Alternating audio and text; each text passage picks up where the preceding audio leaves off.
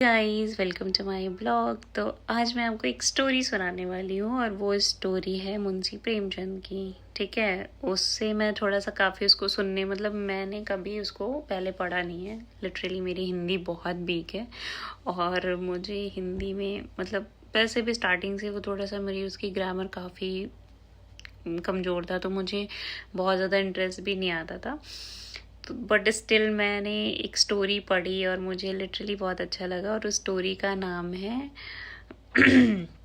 मैं बाद में बताऊंगी स्टोरी का क्या नाम है। फ़िलहाल मैंने उस स्टोरी से ये सीखा है, आपको मैं पहले ये बताती हूँ कि मैंने उस स्टोरी से सीखा क्या है। मैंने ये सीखा है कि हम लोगों को दिखाने के लिए और बाहरी चीज़ों को बहुत ज़्यादा अडॉप्ट करने के चक्कर में हम अपनी एक्चुअल इनर पीस को खो देते हैं सिर्फ शो ऑफ के चक्कर में।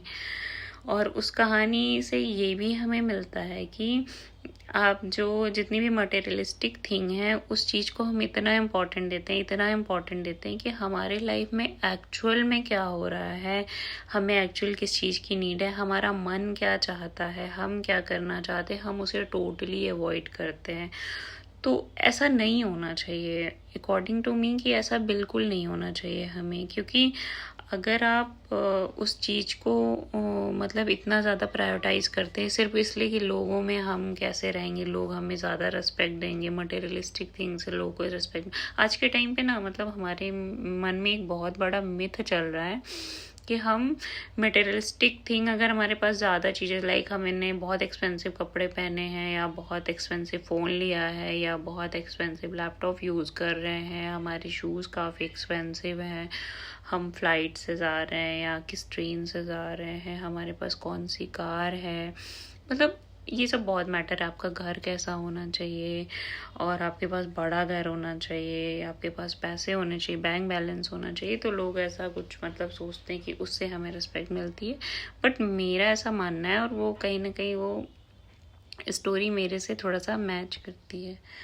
उसमें ये है कि हम जो है हम बाकी चीज़ों को इग्नोर करते हैं, बट हमें नहीं करना चाहिए। हमारे अंदर की अंतरात्मा जो होती है बहुत ही सिंप्लिसिटी को एक्सेप्ट करती है और वो बहुत ही सिंपल रहना चाहती है। तो उस स्टोरी का नाम, चलिए मैं आपको बताती हूँ। स्टोरी का नाम है जंजाल। ठीक है, जंजाल में दो कैरेक्टर होते हैं।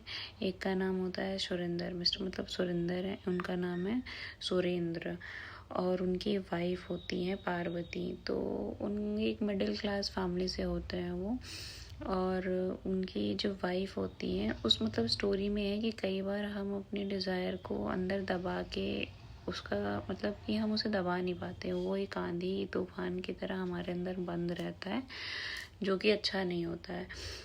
तो उसमें पार्वती का काफ़ी डिज़ायर होता है कि वहाँ के उनके आसपास की औरतें सोना चांदी पहनती हैं और उनके पास कुछ पुराने गहने होते हैं, नया कुछ भी नहीं होता है, और उनका मन होता है क्या मैं भी गहने पहन, उनकी एक बहुत बड़ी डिज़ायर होती है कि उनके पास अच्छे कपड़े और गहने हों। बट वो तो थे मिडिल क्लास फैमिली से और उनके पास इतने पैसे भी नहीं होते थे, क्योंकि सुरेंद्र काफ़ी अच्छा कमाते नहीं थे।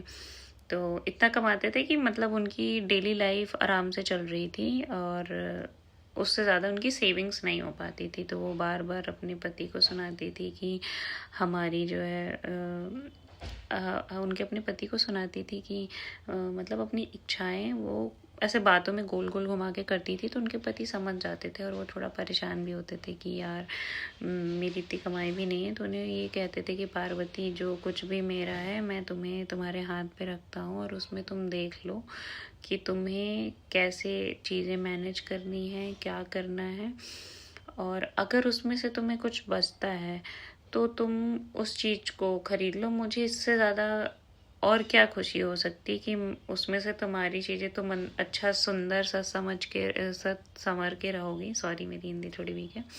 सच संवर के रहोगी तो मुझे काफ़ी अच्छा लगेगा, मुझे बहुत अच्छा लगेगा कि मेरी बीबी गहने और कपड़े अच्छे पहन रखे हैं और वो सुंदर महिला बन के अप्सरा जैसी लग रही है। तो मेरे लिए इससे ज़्यादा खुशी की कोई बात नहीं होगी। फिर वो कहते हैं कि तो पार्वती ऐसे सोचती है, फिर वो दुखी हो जाती है कि क्योंकि वो सोचती है, कभी कभी वो कापी पेन लेके बैठती है, हिसाब करती है कि इसमें अब हमें इससे हम